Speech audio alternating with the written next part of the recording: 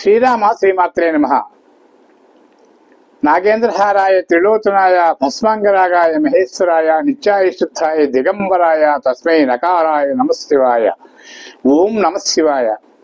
ప్రేక్షక మహాశైలందరికీ కూడా నా హృదయపూర్వకమైనటువంటి శుభాభినందనాలు. నా పేరు ఇప్పిరి నరసింహ శర్మ. గతంలో కొన్ని వీడియోలు చేసి మీకు అందించగలిగాను. నేను మీకు సుపరిచితుడినే.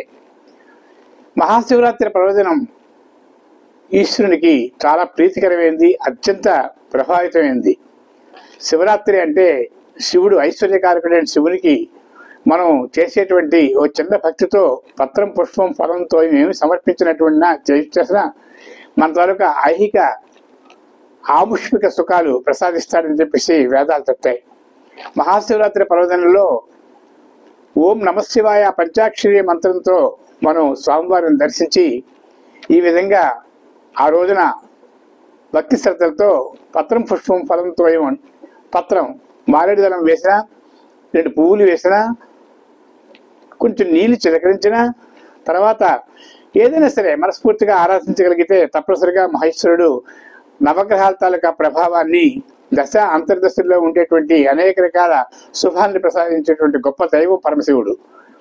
అయితే మహాశివరాత్రి నాడు ప్రత్యేకించి చేయవలసింది ఏంటంటే షడక్షరీ మంత్రం. ఓంతో కలిపితే ఓం నమశివాయ, ఓంతో కలిపితే షడక్షరి అవుతుంది. నమశివాయ అంటే పంచాక్షరి అవుతుంది. ఈ 2 చాలా పవిత్రమైనటువంటివి. ఇవి శివునికి అత్యంత స్తోత్రానికి ముఖ్యమైనటువంటివి. నమశివాయ అంటే సమస్త పాపాలు నశించేటువంటి గొప్ప మంత్రం, తారక మంత్రం. అలాగే షడక్షరి మంత్రం ఓం నమశివాయ అంటే కైవల్య ప్రాప్తికి ఇది ఒక పెద్ద మార్గం. అయితే వీటి తాలూకా ప్రాసెస్ ఏంటంటే ఓంకారం పెట్టి నమశివాయ అన్నట్టయితే తప్పనిసరిగా కూడా ఆ మన భక్తికి పరమేశ్వరుడు అనుగ్రహించేటువంటి అవకాశం ఉంటుంది.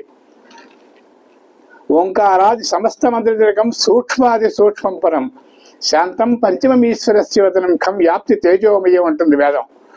అంటే శివుని తాలూకా ఆరాధనలో గొప్ప విశేషం ఏంటంటే పెద్ద పెద్ద క్షేత్రాలు మన భూమండలం అనేది ఉన్నాయి. అయితే అన్నిటికంటే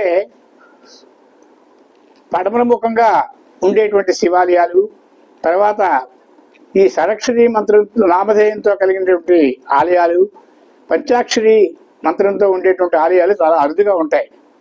అలాంటి అరుదైన క్షేత్రాలు, తర్వాత శూన్యలింగస్య పూజనం.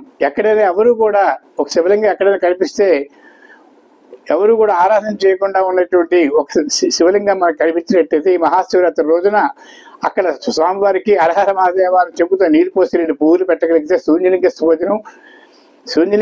శూన్యలింగాన్ని పూజ చేసినట్టయితే అనాథ ప్రేత సంస్కారం శూన్యలింగస్య భోజనం చాలా ఉత్కృష్టమైనటువంటి మోక్షాన్ని ప్రసాదిస్తాయని చెప్పి వేదాలు చెప్తాయి. అయితే ఓంకారపించ సంయుక్తం నిత్యం ధ్యాయంతి యోగిన కామదం మోక్షదం తస్మాత్ ఓంకారాయ నమో నమః అంటుంది వేదం. నాగేంద్రహారాయ త్రిలోచనాయ భస్మాంగరాగాయ మహేశ్వరాయ నిత్యాయుషుద్ధాయ దిగంబరాయ తస్మై నకారాయ నమశివాయ. అది నకారాత్మక లింగం. తర్వాత ఓంకారాత్మక లింగం, తర్వాత మకారాత్మక లింగం.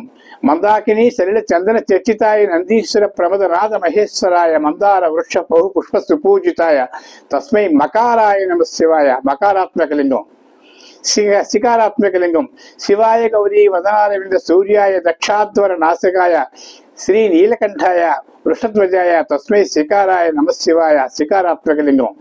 తర్వాత మకారాత్మక లింగం.